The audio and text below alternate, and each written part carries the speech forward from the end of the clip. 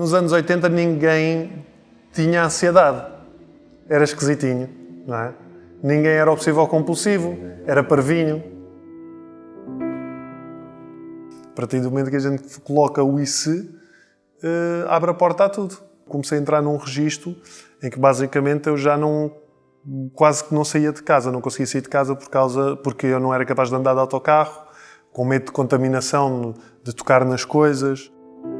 Jantar fora era muito confuso porque verificava se os talheres estava tudo limpo, se estava tudo organizado e se não estava, e do que é esta mancha e porque é que isto é uma mancha e porque é que isto só acontece comigo. Evitei o metro, começava a evitar sentar-me num banco na rua, começava a evitar estar em sítios com muita gente. Até não sair de casa? Até não sair de casa.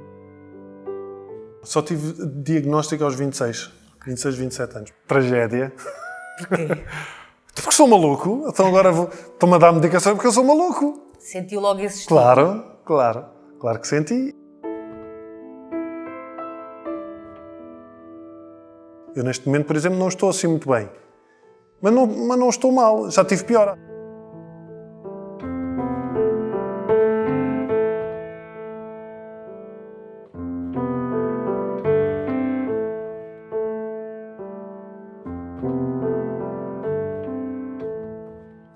Quando as suas obsessões e compulsões começaram, mas ainda não tinham um nome, o que é que eram para si? Eram personalidade. Era a minha maneira de ser. Porque quando começaram nem eram bem isso. Porque quando começaram eu era muito pequeno. É algo com que eu já lido desde pequenino. Que idade é que tinha? Sei lá, as primeiras recordações de algumas obsessões ou ideias com traços obsessivos já talvez 6, 7 anos. Ali na primária? Sim. Início da escola? Sim. E era exatamente o quê?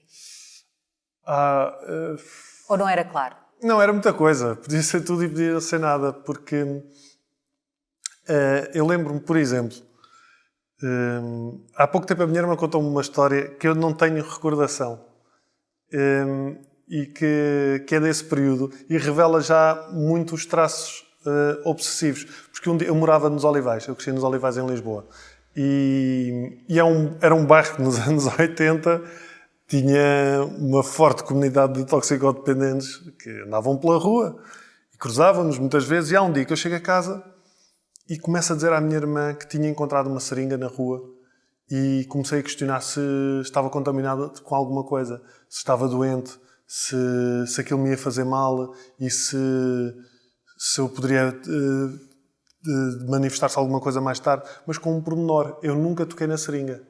Eu nunca tinha tocado na seringa. Só que, como eu era tão pequeno, deixei a minha mente divagar, nem sequer pus em causa a lógica. E isso era já um traço obsessivo. Levo-me de outras situações, porque eu sempre tive muitas questões relacionadas com contaminação e infecções e doenças. E eu lembro de uma vez de ter achado que pisei uma mancha de sangue no chão, na rua, e ir para casa. Achou que pisou, não pisou necessariamente? Não sei. Na altura, agora já não sei, como é óbvio que isto era um puto, mas na altura achei que seria. Mas a grande questão é que isto é a doença da dúvida. Portanto, isso também a verdade nunca é encontrada. Porque, sendo isto a doença da dúvida, a partir do momento que eu coloco uma hipótese, pode ser qualquer coisa. Eu posso dizer, isto não me parece uma mancha de sangue. Mas se me aparece aquela questão, e se é? Porque eu não tenho modo de confirmar se é ou se não é. E com isto pode ser outra coisa qualquer, como as pessoas que têm, eu nunca tive esse hábito, mas as pessoas que verificam várias vezes o gás, que verificam os pneus dos carros, a porta. Pode acontecer isso. Não é? Há sempre um e se. Fechaste bem? E se não fechaste bem? E a pessoa volta atrás. E agora, se por teres fechado, achaste que tinhas fechado e afinal abriste. E é um jogo mental muito cansativo. É uma pescadinha de rabo na boca. E nessa altura em que ainda era muito pequenino, mas essas ideias fixas já andavam por aí, Eram umas fases, eram umas coisas muito prolongadas, era permanente. Por exemplo, essa ideia de eu vi uma seringa e será que eu tenho um problema? Isso pode ter-lhe ficado na cabeça durante quanto tempo? Eu acho que por ser criança, as ideias nunca se manifestavam durante muito tempo, não é? Porque me entretia. Entretinha-me com outras coisas, brincadeiras, brincava, tinha a escola. E então acho que a minha própria construção mental, não é? O meu próprio desenvolvimento intelectual e mental, se calhar, não era o suficiente para eu ficar preso naquela ideia durante muito tempo. E como não era uma coisa que envolvia repetições, porque eu conheço casos de miúdos mais pequenos que já estão um bocadinho presos nesse registro das repetições, ou de bater 3 vezes em determinadas, numa porta, ou seja, onde for. Como eram mais registros desta de contaminação, muitas vezes eu tenho a ideia que eram espaçados no tempo. E podia variar, sei lá, não sei, não tenho ideia de quanto tempo é que variava. Eu sei que a pancada, como eu costumo chamar, a pancada mais forte que eu tive quando era pequeno, deve ter sido aí por volta dos 7, 8 anos, em que há uma senhora que na televisão, ou melhor, na altura nós tínhamos RTP1, RTP2, e há uma vidente que se lembra de dizer que o mundo ia acabar, tipo, passado, sei lá, nesse ano e passado para aí um mês. E a RTP, como não havia nada para dar de notícias, lembrou-se que era bom publicitar, fazer uma notícia com o tema. Epá, aquilo afetou-me de tal maneira que eu fiquei para aí um mês sem conseguir comer. Eu não conseguia engolir, porque eu próprio comecei a entrar num registro que também é muito típico, que é e se eu me engasgo? Se eu me engasgo a comer? Se eu não consigo comer? E se a comida fica aqui? E então entrei num registro de só comia iogurtes, só coisas fáceis. Coisas fáceis. E isso foi muito penoso para os meus pais, não é? Que não sabiam lidar com aquilo.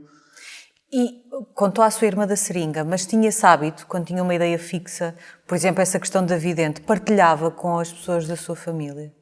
Eu acho que partilhei, só que nos anos 80, ninguém tinha ansiedade. Era esquisitinho, não é? Ninguém era obsessivo compulsivo, era parvinho. E eu entrava muito nesse registro. Entrava muito no registro de, não penses nisso, que é a pior coisa que se pode dizer a alguém que sofre ou que lida com questões de ansiedade ou qualquer transtorno mental, é dizer, não penses nisso. Porque ninguém consegue fazer isso, não é? Quando começa por dizer que, quando ainda não tinha um nome, era a sua personalidade, era aquilo que o António pensava ou que os adultos à sua volta pensavam? Como eu não falava com ninguém, e depois fui crescendo, não é? Mas como eu não falava com ninguém, as ideias eram só minhas. Portanto, na realidade, eu achava que só eu é que era assim. E acho que misturava muito com a possibilidade de ser a minha personalidade. E por isso é que eu costumo dizer, aliás, é o título do livro que eu acabei de escrever, que se chama Todos Nós Somos Estranhos, até percebermos que isso é normal. Porque se eu estou fechado nos meus pensamentos, se eu estou fechado nas minhas opções, nos meus medos, nas minhas ansiedades, se eu não partilhar isso com ninguém, é muito fácil que eu entre num registro de eu sou maluco, ou isto é meu, ou eu sou assim, e não são. A pessoa não é assim. Simplesmente a pessoa não partilha as suas ideias, não partilha os seus medos e não percebe que há mais pessoas que estão a passar pelo mesmo, provavelmente. Que impacto é que isso teve na escola, por exemplo, na relação com as outras crianças? Tinha algum impacto? Ou lá está, como depois se entretinha com outras coisas e era só mais uma criança? Eu acho que não, porque eu guardava muita coisa. Há muita coisa que eu vivi para mim, só. Eu era sociável, era o palhaço da turma, não é? Como é óbvio. Era brincalhão, era um aluno razoável. Eu acho que guardava muito para mim, eventualmente para a minha irmã, que era a pessoa com quem eu falava mais.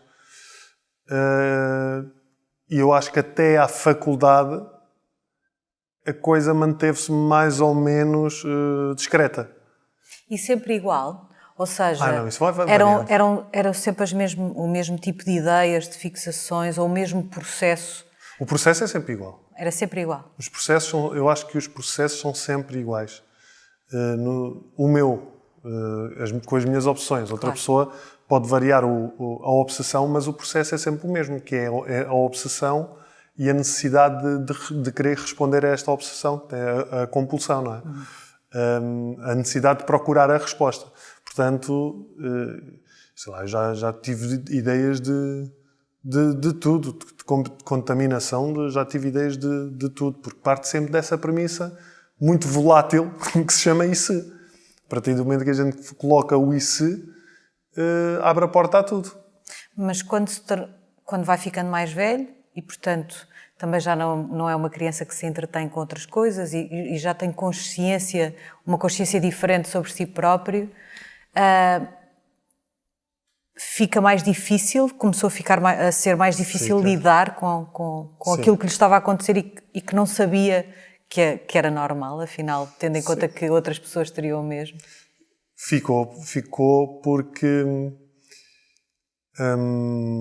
eu não gosto de dizer, e acho que eu não sou obsessivo ou compulsivo, nem sou ansioso, nem tenho depressão, e eu acho que todos nós somos uma construção de várias coisas, não é? Todos nós fizemos um caminho que resulta num conjunto de experiências, e essas experiências traduzem-se também em emoções e sentimentos, em transtornos, em mágoas, cicatrizes e muitas coisas boas, como é óbvio também, pelo meio do caminho. O que eu quero dizer com isto é que as questões de ansiedade às vezes não estava diretamente relacionada com o transtorno obsessivo-compulsivo, tal como eu acho que o facto de eu ter tido uma falta de estrutura na minha família, resultante de várias questões, também contribuiu para que eu procurasse esse equilíbrio de outras maneiras e compensasse, por exemplo, através das obsessões, que é uma forma de eu tentar controlar, não é? Portanto, eu acho que nós somos isto ao longo da vida. E eu, quando cheguei à faculdade, tinha pedacinhos de várias coisas, e começou a tornar difícil controlar, porque, obviamente, eu entro para a faculdade e entro para um mundo novo, não é? Entro com uma responsabilidade diferente, começou a aumentar a ansiedade começa-me a criar a necessidade de controlar, e então eu comecei a entrar num registro em que basicamente eu já quase que não saía de casa, não conseguia sair de casa porque eu não era capaz de andar de autocarro, com medo de contaminação, de tocar nas coisas. Jantar fora era muito confuso, porque verificava se os talheres estava tudo limpo, se estava tudo organizado, e se não estava, e do que é esta mancha, e porque é que isto é uma mancha, e porque é que isto só acontece comigo. E então eu entrei de tal forma de um modo que me cansou de tal maneira que eu baixei os braços e percebi que eu tenho que procurar ajuda. E foi a primeira vez, para aí aos 18 anos, sim, que fui ao psicólogo. Nessa altura, houve alguém, que não o próprio António, que tivesse percebido o que é que podia estar a acontecer e que tivesse falado consigo sobre isso, ou teve de ser mesmo um processo muito pessoal?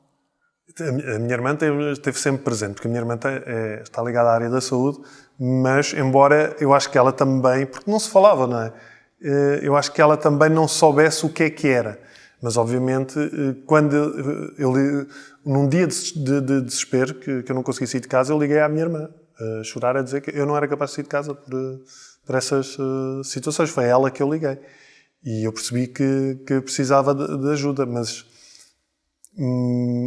esse processo acho que é sempre muito pessoal, não é? É uma coisa que tem que partir da pessoa, quando a pessoa começa a perceber que a sua vida está limitada de alguma maneira. Porque traços obsessivos todos temos.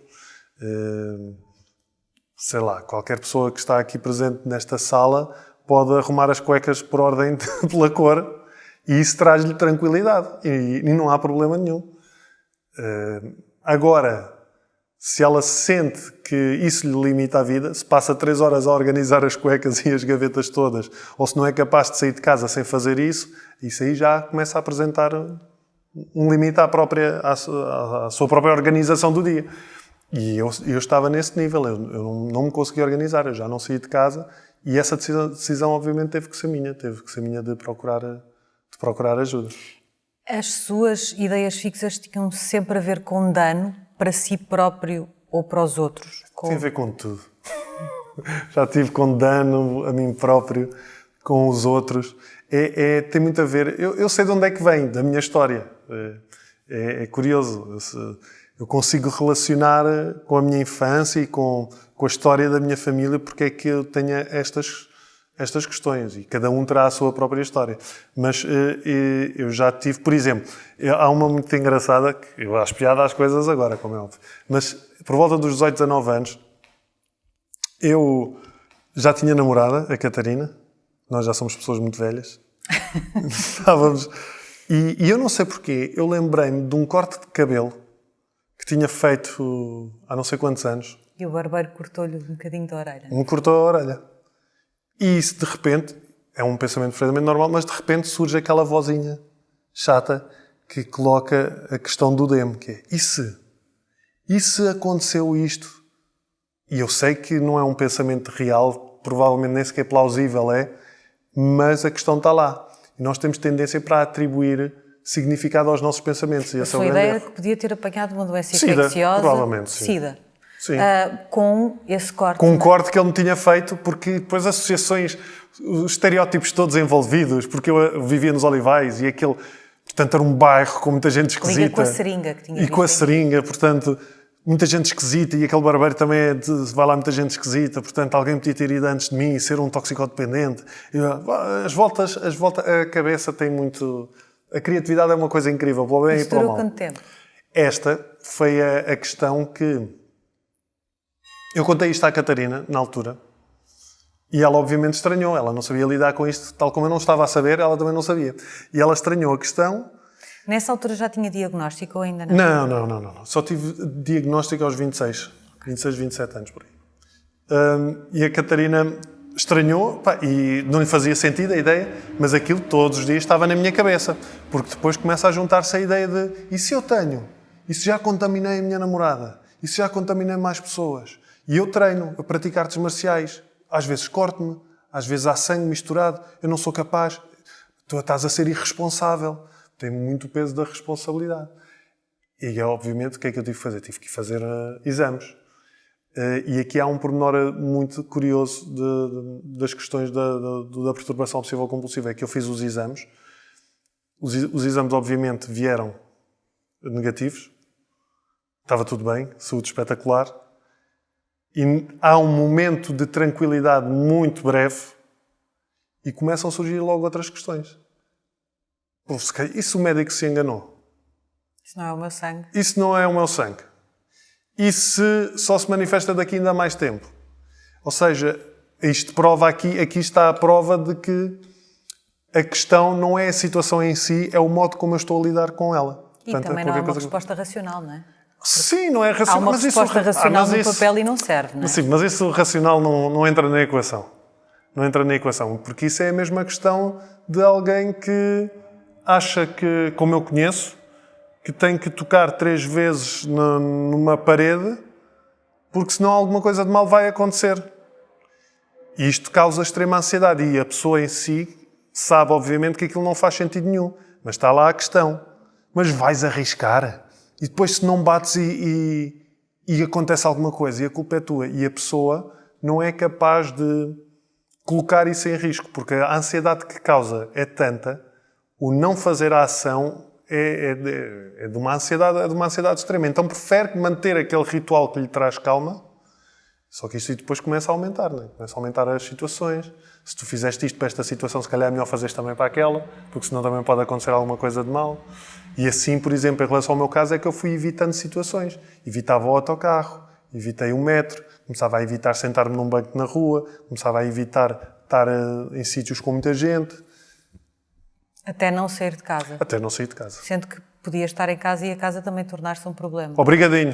Me estás a lembrar isso agora. Muito obrigado. Sim, é óbvio. Sim. Quando é que chega finalmente o diagnóstico? Vai ao médico? É um médico de família? É um psicólogo? Isto foi aos 18 anos. Eu então já estava na faculdade e quando tive essa crise que liguei à minha irmã, fui ao psicólogo da faculdade. Que era um psicólogo muito estranho, como todos os psicólogos. Porque eu estou a brincar, como é óbvio, porque o que seria de nós sem os psicólogos e a psicoterapia e a psiquiatria.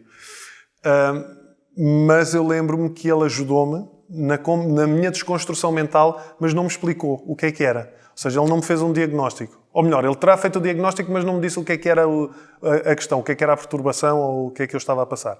E eu lembro-me que eu fui a umas quantas sessões e ele fazia-me esquemas e explicava-me o meu modo de raciocínio, normalizava os meus pensamentos.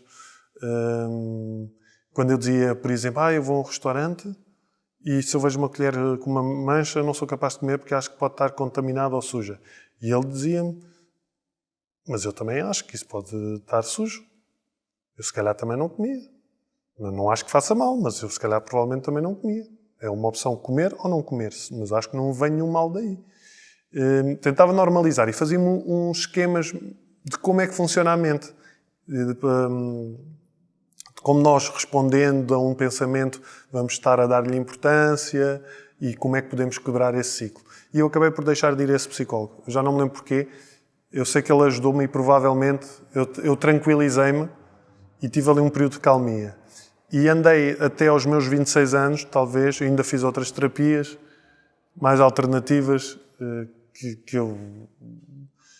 havia uma que era sofrologia, com uma senhora alemã muito castiça, que tem a ver com respiração, que eu encontro validade naquilo, mas na altura eu só queria que me tirassem as ideias na cabeça e aquilo não fazia sentido para isso. Mas foi procurando ativamente outras Fui procurar, mais por terapias? incentivo da minha irmã. Minha irmã dizia-me, se calhar devias experimentar isto. E eu ia experimentando, mas nunca ficava lá há muito tempo. E eram sobretudo coisas para combater a ansiedade? Sim, para tentar combater a ansiedade e estes pensamentos obsessivos. E só aos 26 anos já eu vivia com a Catarina.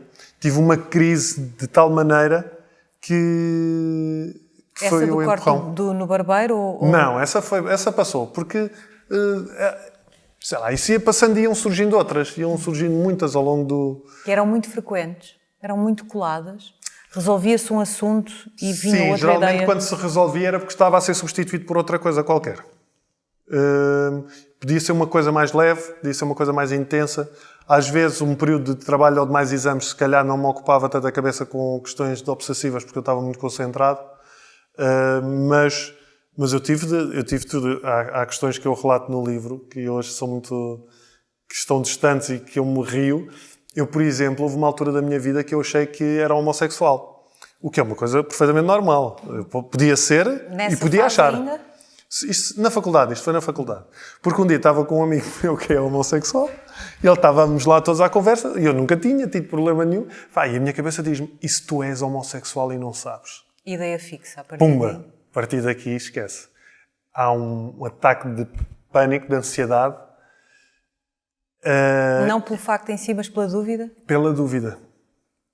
Só que o problema é que a partir do momento em que se assume a dúvida, é como se assumisse a realidade. Ou seja, deixa de ser dúvida e passa a ser realidade. Ou seja, eu não sei se sou homossexual ou não, eu sou e ninguém sabe. E eu também não sabia, não é? O Tu próprio ou... O António também não sabia, E não eu é? também não sabia. E então eu entrei num registro de... Eu tenho que tirar isto da minha cabeça. Mas torna-se obsessivo porquê? Porque eu passei a questionar todas as minhas ações. Eu já vou explicar porque é que isto é muito engraçado.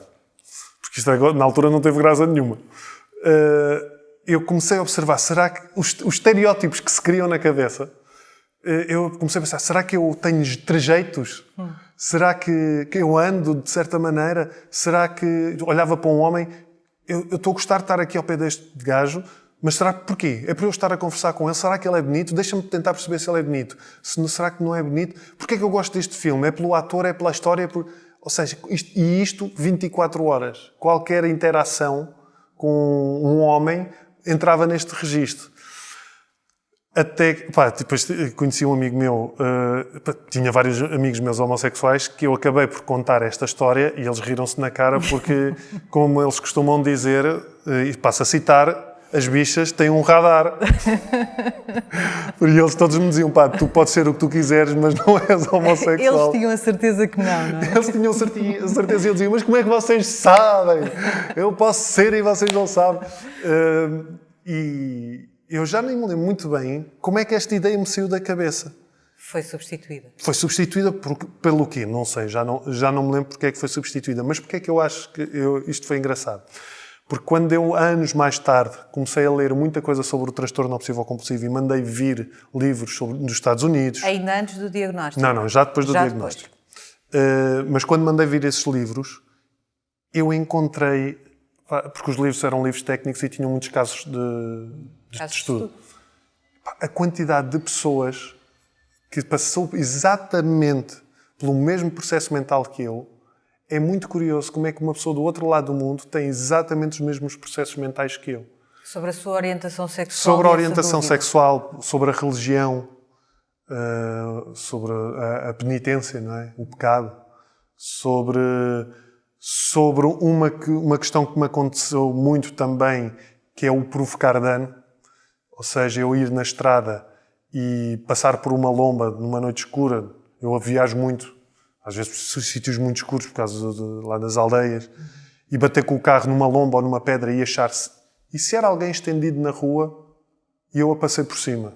Ou se eu atropelei alguém a andar e eu estou distraído, estou a ouvir música, eu já cheguei a voltar para trás. E a confirmar? Para confirmar. E isto aconteceu algumas vezes e depois vêm esses livros e falam de casos iguaizinhos ao meu. Há um livro que eu li, que gosto muito, que é o que se chama-se When in Doubt, Make Believe. Portanto, na dúvida acredita. Que é um jornalista, um jornalista de rádio, e a principal questão era exatamente esta, o provocar dano. Ele vivia constantemente com o medo de fazer mal a alguém e não se aperceber disso. Já me aconteceu, por exemplo, de estar num semáforo e refilar com alguém ou fazer uma ultrapassagem. Só estás a ver quando o sinal está amarelo e nós passamos e a pessoa vai à frente e começa a abrandar. Já me aconteceu eu passar à frente e refletiva de um ato irrefletido e começar a pensar e a pessoa buzinar. E eu penso, e se aquela pessoa se irritou comigo e tem problemas de coração, vai ter um ataque cardíaco, morre e a culpa é minha. E isto são segundos que isto acontece. É uma questão de segundos. Passa lá. E então eu fico lá e às vezes abrando e fico a olhar para o carro da pessoa, pelo retrovisor, a ver se ela está a respirar. Já cheguei a seguir um carro durante um tempo, porque a pessoa deve ter estranhado. Portanto, pode ser tudo e mais alguma coisa. E é engraçado é perceber que não é um processo nosso. Qualquer que seja a ideia, já aconteceu de alguma maneira a alguém.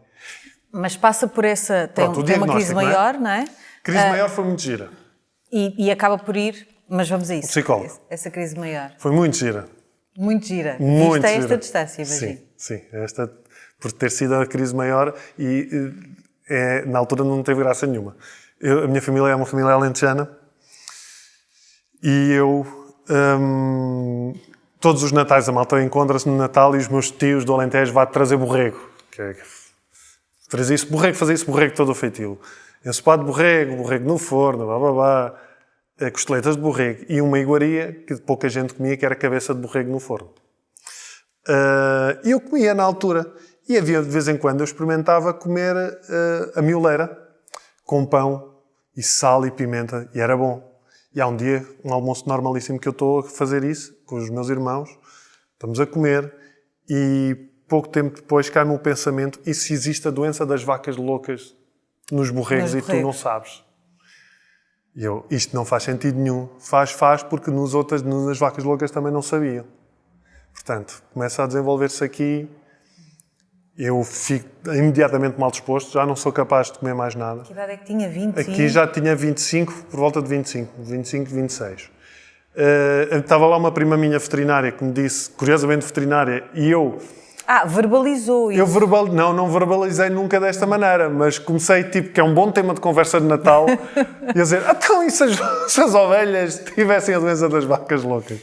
Eu já não lembro como é que comecei, mas eu disfarcei o tema. Porque, por acaso, a minha prima trabalhava muito com bovinos e caprinos.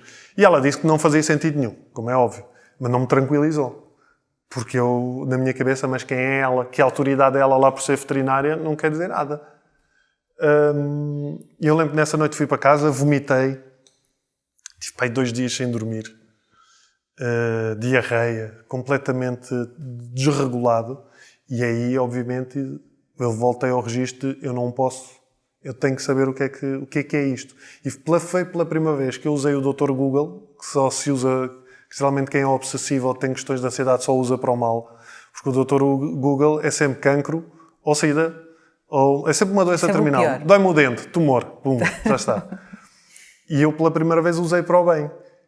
Comecei a inserir, a fazer uma busca mais aprimorada dos meus sintomas, algumas palavras-chave que eu já não me lembro, mas sei que fui ter, e sobretudo em inglês, porque eu já sabia que em Portugal não ia encontrar nada, sobretudo em inglês, e comecei a ir parar a fóruns de OCD, Obsessive Compulsive Disorder, e começo a ler coisas iguais à minha história. Doença das vacas loucas, homossexualidade, provocar dano, religião, infecção, sida, tudo. E isso trouxe-me tranquilidade, como é óbvio, porque foi a primeira vez que eu percebi eu não sou estranho. Há mais pessoas que estão a passar por isto. E a partir daí comecei então a procurar em português, já com o nome Perturbação Obsessiva Compulsiva, comecei a procurar em português e foi assim que eu fui ter ao meu psicólogo. Marca essa consulta e é lá que é feito o diagnóstico. E é lá que é feito o diagnóstico. Como é que lhe é explicado o diagnóstico? Exatamente. Isso já são muitos anos, já lá vão muitos anos, 14, pelo menos. Mas eu lembro que eu já fui com o diagnóstico, eu próprio já fui com o diagnóstico, não é? Ou seja, não fui dizer, olha, eu tenho isto. Mas eu acho que é isto, e ele obviamente tivemos 2 consultas antes de ele me confirmar sim. Tem tudo para ter esse traço. Nessas consultas ele só o ouviu? Sim, só me ouvi e fiz uns testes. Se me recordo, fiz uns testes também. Na altura, a perturbação obsessiva compulsiva era do espectro da ansiedade. Eu acho que agora já não está nessa categoria. Mas fez-me esse diagnóstico e aconselhou-me um psiquiatra para tomar medicação. Primeiro, para me ajudar no trabalho. O diagnóstico, nesse momento, serve-lhe mais como alívio por finalmente ter um nome, ou teve também o peso de pensar que isto também nunca se vai resolver totalmente? Eu ainda hoje penso isso. Ainda hoje eu não acredito numa cura. E isto não é uma coisa, como é que eu vou te explicar? Não é uma coisa derrotista. Não tem a ver com estar conformado, ou quer que seja, eu simplesmente lido no dia-a-dia. Que é aquilo que qualquer pessoa devia fazer com a sua vida, não é? Porque se eu entrar no registro da dúvida, nesse sentido de será que eu vou estar curado, será que eu não vou estar curado, eu já estou a fazer uma projeção. E curiosamente, é das poucas áreas da minha vida onde eu não faço projeções, é na doença sob projeções. Ou seja, eu limito-me a viver, ok, eu hoje quando estou a conseguir lidar com esta obsessão, será que vou conseguir lidar sempre? Não sei, mas hoje estou. E eu nunca entrei muito, curiosamente, eu acho que nunca entrei nesse registro, eu quero me curar, eu quero ficar curado. Eu fui muito no, eu quero ficar melhor. Eu quero estar melhor, eu quero aprender a lidar com isto. E foi assim que iniciei esse caminho. E explicaram-lhe o quê? Que era uma ligação que estava cortada no cérebro? É uma coisa muito... Há várias componentes. Há uma componente genética que eu identifico claramente na minha família. O meu pai é obsessivo ou compulsivo e não sabe. Mas é claramente. Neste registro que os americanos chamam puro obsessivo, eu tenho mais este registro puro obsessivo, ou seja, lá está. Eu tive muita questão de lavar as mãos também, mas isso foi fácil de resolver, porque é uma coisa física, palpável. Até ao extremo de começar a ficar com as mãos feridas? Mas depois de fazendo técnicas de exposição, na terapia com o meu psicólogo, não é? Eu comecei a aprender a lidar, não é? Portanto, fazendo determinados exercícios de reduzir, ok, se lavas 50, lava só 10. Tem uma toalha só para ti, em vez de limpares as mãos, ou uma toalha onde limpa todas as pessoas, começa a ter uma toalha só para ti. Todas as atividades que fazes em casa que consideras porcas e infecciosas, seja despejar o lixo, lavar a louça, etc., faz todas e lava só as mãos a seguir. Portanto, vamos aprendendo mecanismos. Mas isto são coisas palpáveis, não é? Agora, quando são puro obsessivas, as obsessões desenvolvem-se muito só na cabeça. Tal como a história deu. E se eu atropelei alguém? É uma coisa que se desenvolve na minha cabeça. Eu não posso ir ad eterno atrás da pessoa, ver se atropelei ou não, não é? Até porque pode surgir outras ideias que são mesmo só na minha cabeça. E então, o meu pai é muito este registro por obsessivo. A minha tia era obsessiva ou compulsiva. A minha tia lavava as peças, comprava as peças... Diagnosticada?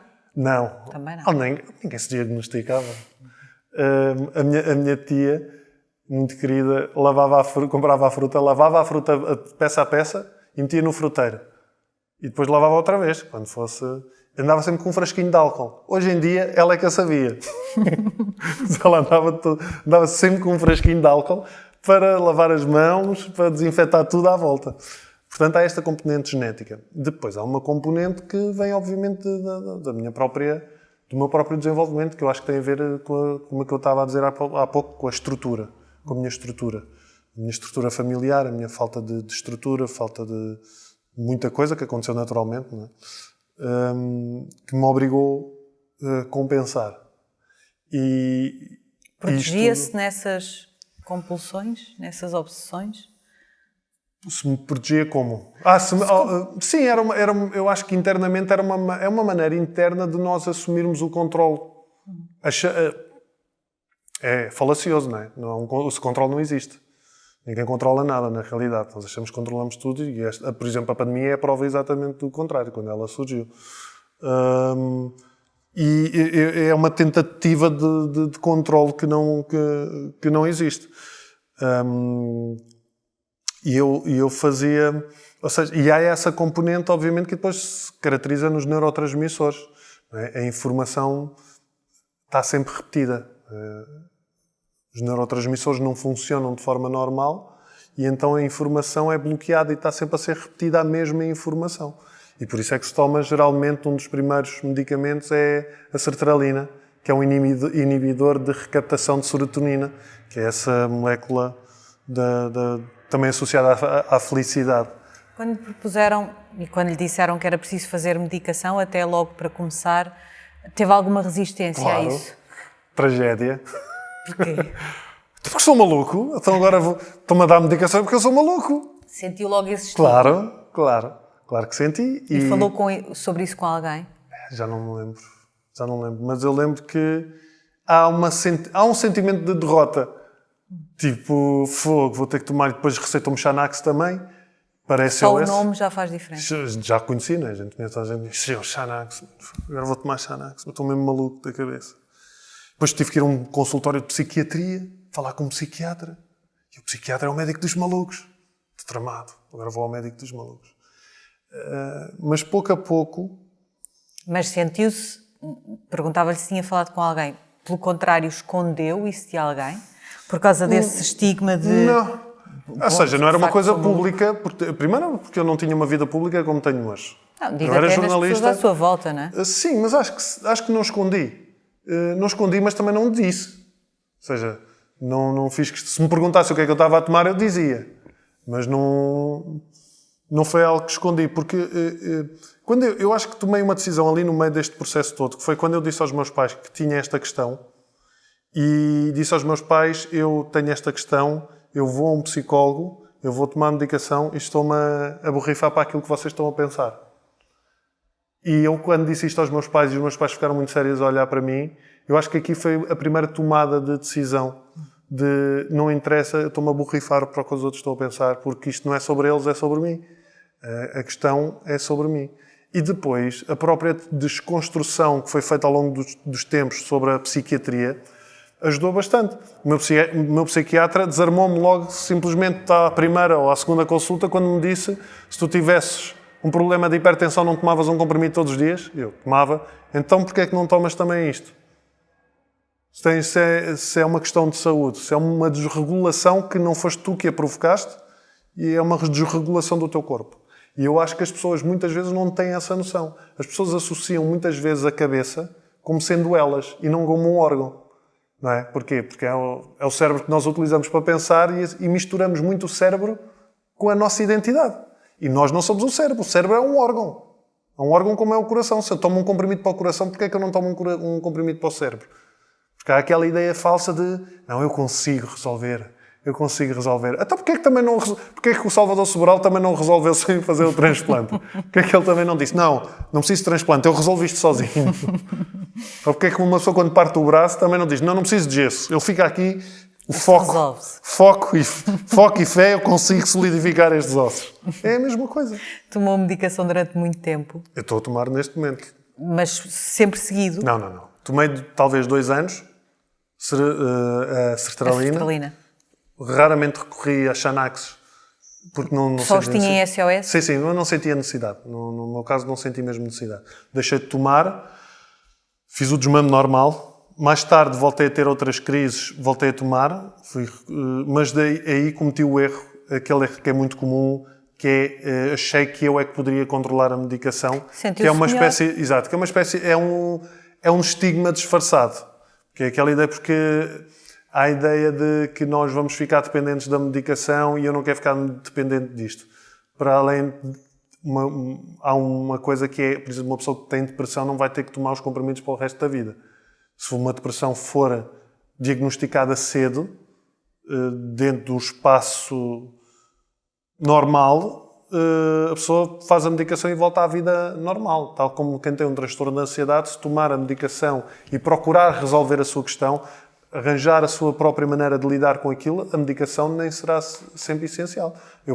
Por isso, eu tomei, deixei de tomar, voltei a tomar, deixei de tomar novamente, até que há um ano tive uma outra crise grande e claramente eu percebi, ok, está na altura de eu preciso daqui de uma ajuda. Baldei-me um bocadinho, não é? Baldei-me um bocadinho, então preciso aqui de uma ajuda. E a terapia? Começou A terapia nessa altura? A terapia começou aos 26. Eu tenho sido sempre acompanhado pelo meu psicólogo, embora tenha sido por Sempre fases. o mesmo? Sim, neste caso, embora eu tive esse psicólogo, o primeiro. Primeiro? Tive uma psicóloga lá pelo meio, dentro das tais terapias que eu depois ia fazendo. Tive outra psicóloga, mas que não gostei. Ajudou-me em algumas coisas, curiosamente nada relacionado com o transtorno obsessivo-compulsivo, mas ajudou-me noutras questões, que eu só vim a perceber mais tarde. E este psicólogo foi o terceiro ou quarto, e sim, ando com este, trabalho com ele há 14 anos, sendo que tive terapia durante, 2, 3 anos de seguida, praticamente semanalmente. Depois ia lá muitas vezes quase para fazer revisão da matéria, tipo fazer cadeiras. Ia lá de vez em quando me sentia que estava a ter uma obsessão qualquer que estava a ter dificuldade de controlar, ia lá fazer um bocadinho de revisão da matéria. Há um bocadinho falava das técnicas de exposição. O que é isso? É uma terapia, dentro da própria terapia, terapia cognitivo-comportamental, no transtorno obsessivo-compulsivo e nas questões de ansiedade, as técnicas de exposição, as terapias de exposição podem ajudar muito, que é basicamente expor a pessoa de forma controlada e de forma, ou seja, isto é uma coisa que tem que só o terapeuta e a pessoa em questão é que podem chegar a essa conclusão se conseguem fazer isso ou não, mas é expor as pessoas ao seu medo. E isto se passava por, às vezes até por questões mentais, por jogos mentais. Como, por exemplo, eu ir no carro e achar que tinha feito mal a alguém, essa questão, eu refilar com alguém e a pessoa refilar comigo e agora se a pessoa fica... Tem um ataque cardíaco. Tem um ataque cardíaco e passas a cabeça. Aqui, eu sabendo que isto é uma situação irreal, mas a ideia de estar presente é eu desconstruir a ideia. Por exemplo, é uma técnica, eu começar a exagerar a situação, sim, eu matei-o. Então, e depois a culpa é toda tua. Então, e depois vou preso, porque eu vou à polícia e vou-me denunciar de certeza e eu próprio vou dizer e vai ser uma tristeza. Então, e depois as minhas filhas vão ficar sem pai, porque eu vou preso. Ou seja, é tentar tornar a ideia tão ridícula que já nem o António acredita ou nela. ridícula no sentido mesmo de... Pode ser ridículo pela brincadeira, no sentido de... Sim, atropelei, eu sou o famoso assassino de pessoas de gritos, através de gritos, por exemplo, ou de tal forma que a própria cabeça cansa-se. Chega a uma... Já temos tantas hipóteses que a própria cabeça é como se dissesse, desisto, já não tenho paciência para este caso. Isto é uma técnica mental, mas há coisas físicas, como por exemplo o que eu estava a dizer de lavar as mãos.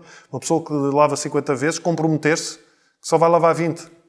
E aguentar a ansiedade de não lavar as outras 20 ou 30. E perceber que a ansiedade vai até um nível, mas chega ali, baixa. E porque é isto que quem se lida com questões de ansiedade ou uma perturbação obsessiva-compulsiva tem dificuldade em fazer. É enfrentar a ansiedade. Eu uma vez vi num programa há muitos anos, que era uma pessoa que não conseguia comer pizzas. Porque achava que as pizzas podiam estar envenenadas. Que alguém podia ter posto alguma coisa na pizza.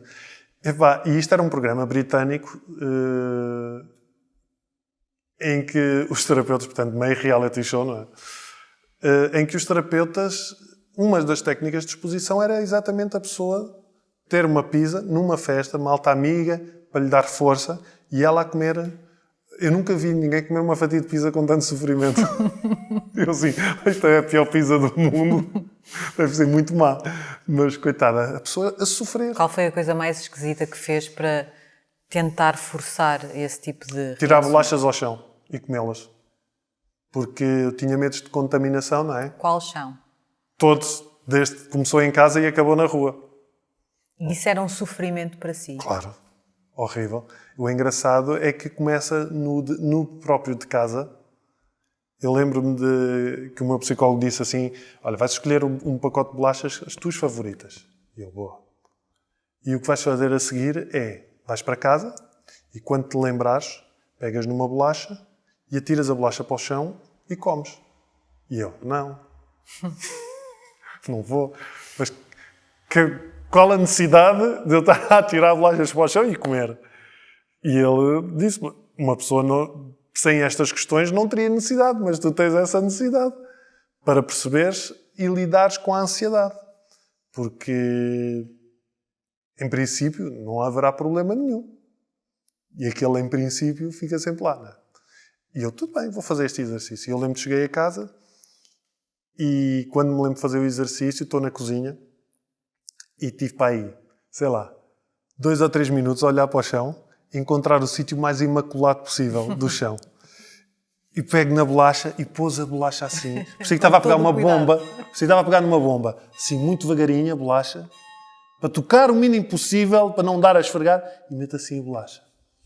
E fico a olhar. E só a sensação de ver a bolacha no chão e saber que ia ter que comer a seguir é horrível. Eu não consigo... É físico? É nojo? É físico. É físico. É ansiedade. Se já tiveste ansiedade... Sabes, é o aperto na garganta, é as palpitações, é quase uma noção de perda de realidade. É tudo ao mesmo tempo, é os suores frios, as mãos a transpirar. E eu pego na bolacha, como. E pensei. Não senti nada especial. E eu, olha, fiz. Afinal, consigo fazer isto.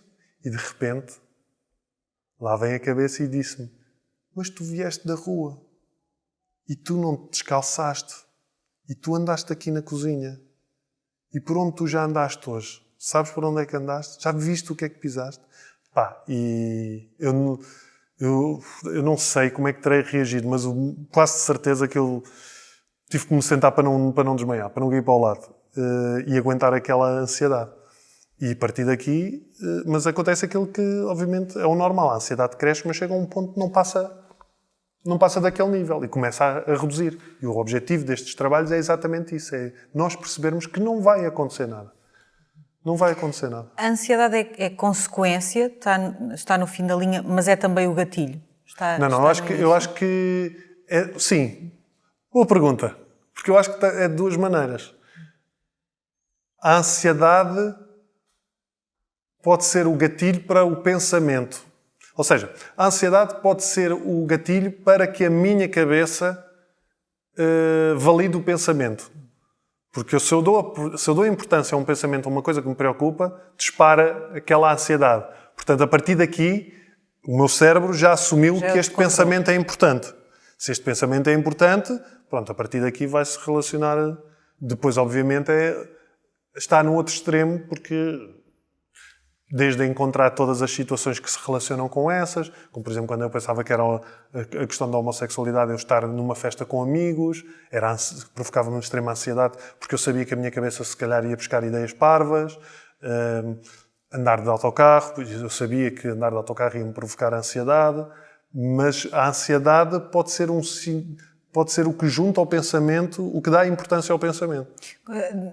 Neste tempo que foi passando, nestes 14 anos, desde o diagnóstico, em que já teve terapia, já não teve, já esteve medicado, já esteve sem estar medicado, quando vem uma crise já consegue identificar porquê? É uma fase, por exemplo, em termos profissionais ou pessoais, de maior trabalho, de maior stress, de maior... Identifico graças a várias coisas. Agora vou entrar na minha fase Gustavo Santos. Vamos a isso. Porque há muitas coisas que eu descurava que achava que não faziam sentido, como por exemplo a meditação ou o mindfulness. E hoje em dia eu compreendo a sua importância.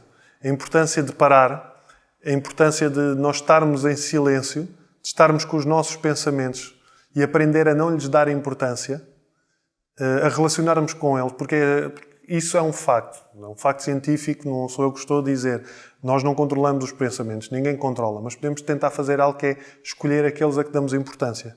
E essa é que é a grande diferença, porque podes ter um pensamento parvo e não lhe dar importância. Dizer, olha, parvoíce que isto que eu estou a pensar. E segues a tua vida.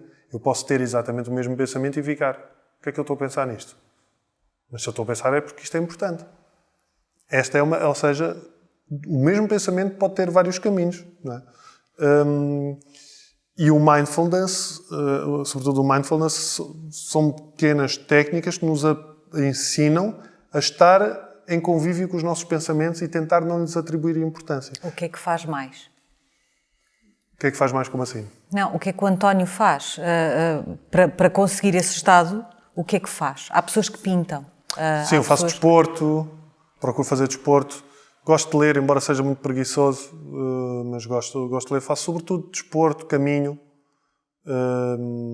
Coisas que lhe permitam essa pausa? Sim.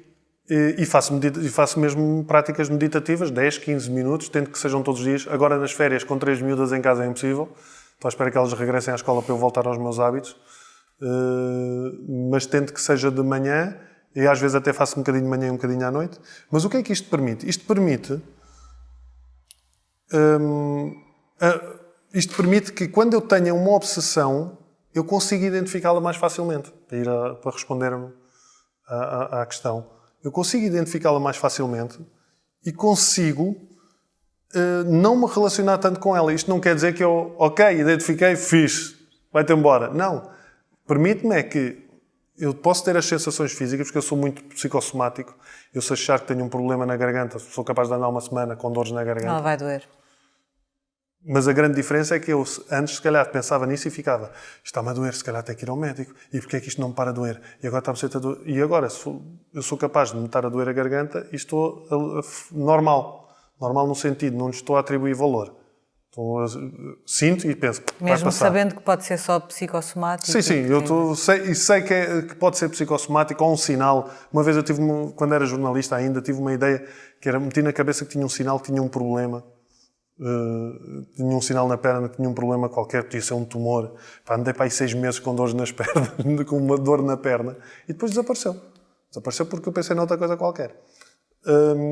Mas hoje em dia, se eu tiver isso, eu estou a pensar nisto. O sinal parece-te estranho? Não. Tem alguma coisa que achas necessidade de ir ao médico? Não. Não parece. E mesmo tenho, vou deixar passar uns tempos e logo me relaciono outra vez com isto. E sigo a minha vida. Isto vai-me continuar a doer. Mas vou seguir a minha vida até perceber se é uma necessidade mesmo real ou não. Sou capaz de perceber que, estou com uma crise, porque é que eu agora ando mais ansioso? Porque é que eu ando a dormir menos? O que é que eu estou a fazer de diferente? O que é que eu alterei na minha vida para estar neste estado? E geralmente lá está. São questões de trabalho, mudanças de vida. Nesta altura, por exemplo, o podcast, num projeto novo, o setembro, que também é um mês de reinícios, a escola, o próprio trabalho, o reinício do trabalho, são tudo movimentos que podem despertar maiores obsessões. Então, eu sei que elas vão aparecer, eu vou tentar lidar com elas de forma tranquila e perceber mais tarde, o que é que isto poderá ser ou não. Teve alguma vez de recusar trabalhos por estar numa fase mais difícil ou teve de condicionar a sua vida mas já profissional? passei mal em muitos trabalhos. Por estar em situações em sítios que não queria estar. A atuar, por exemplo? Sim. E ter uma obsessão no meio de um espetáculo?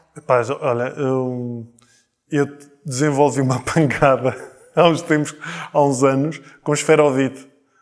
Porque achava que o esferovite por inalado, que era muito perigoso e podia fazer mal e não sei o quê. E cometi o erro de ver coisas sobre esferovite e via pessoas a trabalhar com esferovite sem máscara e não sei o quê. Assim, estes gajos estão mortos já. Mas fazia-me confusão.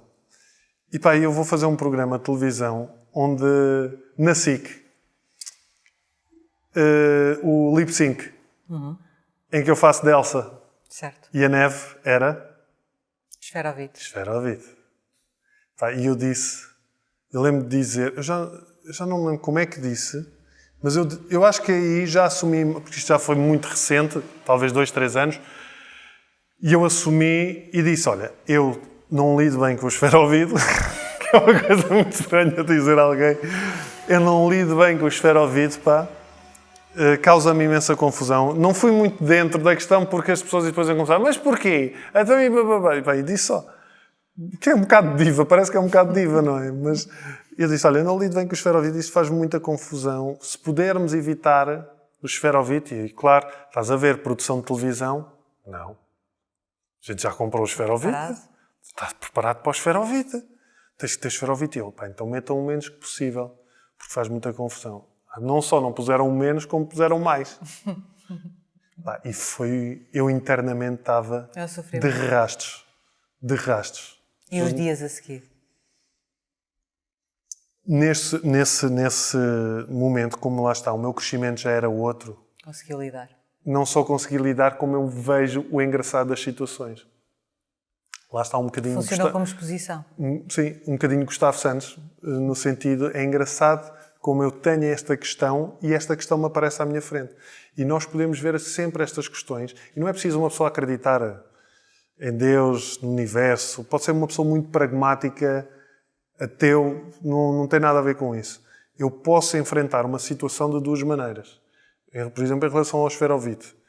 Eu posso evitar o esferovite e, ok, está tudo bem, eu estou numa altura em que não sou capaz de lidar com isto, ou posso enfrentar o esferovite e ver isto como uma oportunidade. Uma oportunidade para perceber em que ponto é que eu estou nas minhas questões. Em que ponto é que eu estou nas minhas obsessões. Será que eu já... Um teste. Lá está, um teste. E é isto que eu tento aplicar no meu dia-a-dia. Quando enfrento situações que me preocupam, tenho esta análise de, ok, como é que eu estou hoje, primeiro? Estou capaz de enfrentar isto? Se estou, sim senhor, vamos lá ver. Depois passo o teste ou não passo o teste. Mas, sobretudo, hoje em dia, e resultado de lá está do mindfulness, de ler muito, hoje em dia, se eu estou numa obsessão que não consigo lidar com ela, eu não me vitimizo. Não me vitimizo, nem fico a pensar aquela questão, mas porquê eu? Isto está-me sempre a acontecer. Simplesmente não consegui. É como o Ronaldo. O Ronaldo não marca golos, falha golos em frente à baliza. Às vezes joga bem, outras vezes joga mal. É exatamente a mesma coisa. Às vezes consigo, outras vezes não. E na vida pessoal, o aparecimento de crianças impede algumas rotinas, já percebemos, é preciso que elas agora vão para a escola para isso mudar, mas até nas próprias obsessões, o medo do dano nelas, imagino, delas próprias, nelas próprias. Cair. Como é que isso foi para si? Chegar ao momento em que tem uma filha, tem outra filha e de repente tem essa responsabilidade também? O próprio ter várias filhas é uma obsessão. Sim, não consigo ter, tenho que ter mais. Tenho que ter mais do que esta. Não pode só duas, não, porque depois vai acontecer algum azar, tenho que ter mais outra. Mas teve obsessões em relação a elas? Com elas, sim. De quando eram muito pequeninas, do deixar cair e parece que vou deixá-la cair e se eu a deixo cair de propósito, quase como pensamentos de loucura. E porquê é que isto causa ansiedade? Porque a pessoa sabe que aquilo não é real. Sabe que aquilo não faz sentido, mas o pensamento lá está. E aqui, lá está, técnicas de exposição, trabalho de exposição, ou seja, eu ficar desconfortável, eu ficar com ela ao colo, ficar ali e tentar estar presente. Ou seja, eu estar com aquele medo, mas estar a apreciar o ser que está nas minhas mãos. A minha filha, e vê-la sorrir e sentir o calor dela e a pele, enquanto estou desconfortável. Mas não responder àquilo que se está a passar na minha cabeça. Ter começado a falar sobre isto publicamente e sobre o seu diagnóstico ajudou de alguma forma? Eu faço sobretudo por dinheiro. Mentira, não ganho nada com isto. Aliás, o podcast estou a pagá-lo do meu bolso.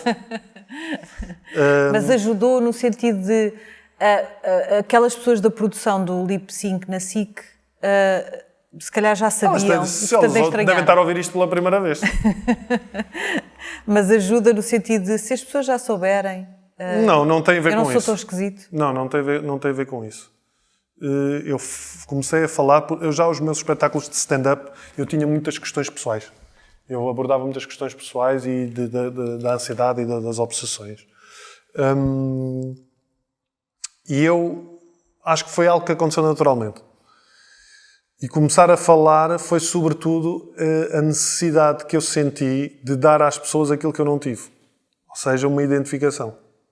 E isto não só em relação à perturbação obsessiva-compulsiva, porque eu não sou um perturbado obsessivo-compulsivo. Eu sou o António Raminhos, que por acaso lida com questões obsessivas, por acaso tem uma depressão basal. Eu tenho uma depressão que se arrastou já ao longo dos anos, não é uma coisa profunda, mas que esteve sempre presente e que eu estou a procurar resolver, porque lá está, eu vou conhecendo cada vez mais um bocadinho sobre mim, e eu não sou estas coisas, eu sou tudo, nós somos tudo. Eu não sou, tal como uma pessoa não é um bipolar, ele lida com questões, com a bipolaridade, não é a doença que o define. E portanto, por isso é que eu faço e falo do que falo, para que as pessoas de algum modo se identifiquem. Não na perturbação só, mas às vezes em pensamentos, às vezes na ansiedade, nas atitudes. E o podcast que eu faço está muito relacionado com isso.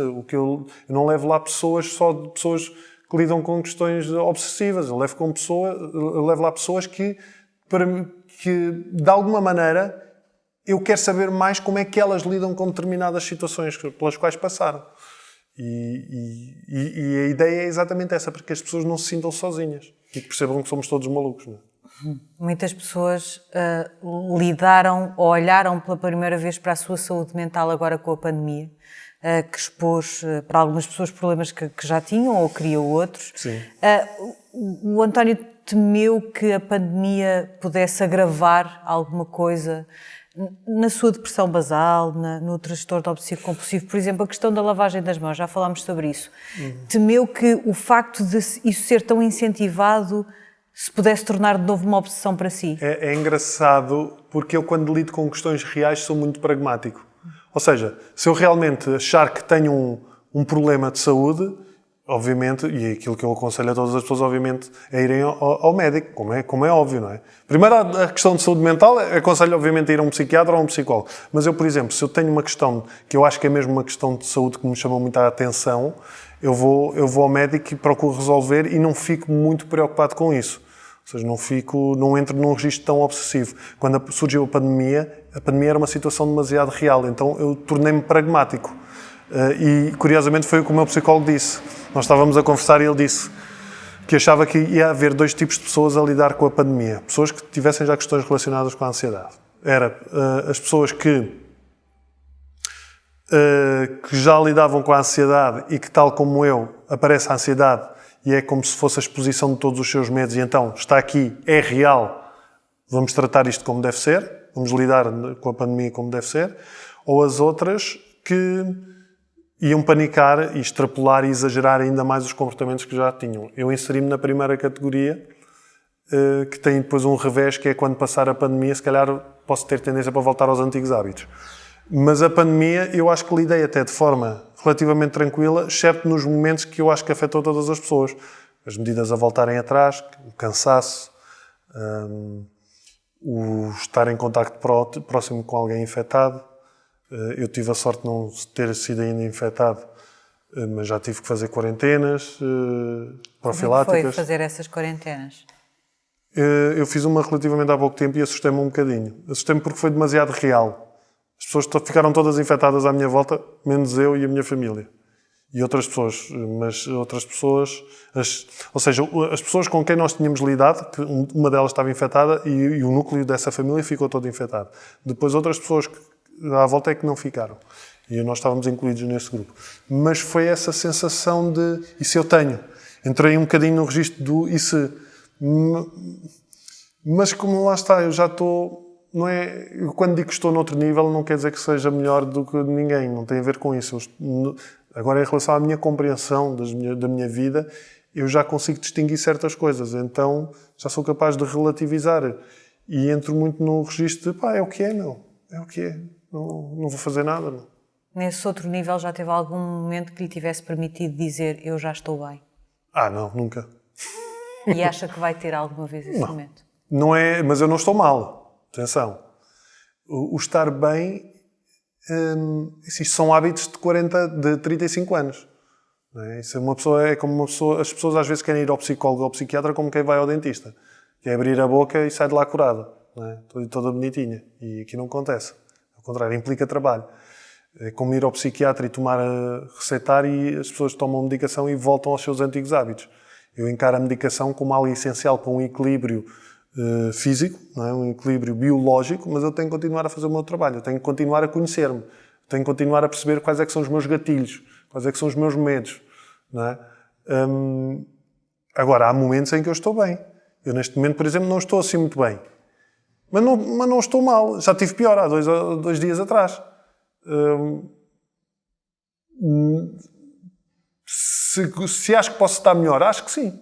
Acho que posso estar melhor. Agora, bem, não, mas acho que nem esse é o objetivo. Acho que, sinceramente, o objetivo é o caminho. É o caminho que se faz. Se nós estamos sempre à espera da felicidade, uma pessoa nunca a vive. É tão simples quanto isso. Se eu acho que a felicidade está naquela porta lá ao fundo, eu não sei se vou lá chegar ou não. Portanto, mais vale aproveitá-la no caminho até lá. Obrigada. Obrigado.